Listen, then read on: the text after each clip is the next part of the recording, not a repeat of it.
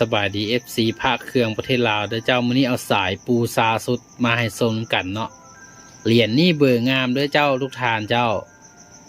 เหรียญนี้แอดเปิดพร้อมห้อยนะเจ้าพร้อมขอบทองจับเพชรแบบนี้เลยเนาะเดี๋ยวเรามาลงกล้องนำกันว่าเหรียญนี้จะงดงามสำใดเจ้าอันนี้เป็นขอบทองจับเพชรเจ้าอ้อมหอบแบบนี้เลยเด้อเจ้าเรียงกันน้ำยังดีเลยเด้อเจ้าโอ้โหเหรียญนี่ใบหน้างามเจ้าใบหน้างามบ่มีตำหนิเลยนะเจ้าบ่มีตำหนิเลย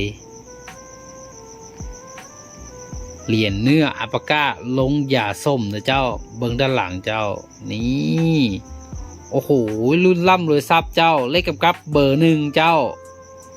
เหรียญนี่เลขกำกับเบอร์หนึ่งนะเจ้าเด้อถือว่าเป็น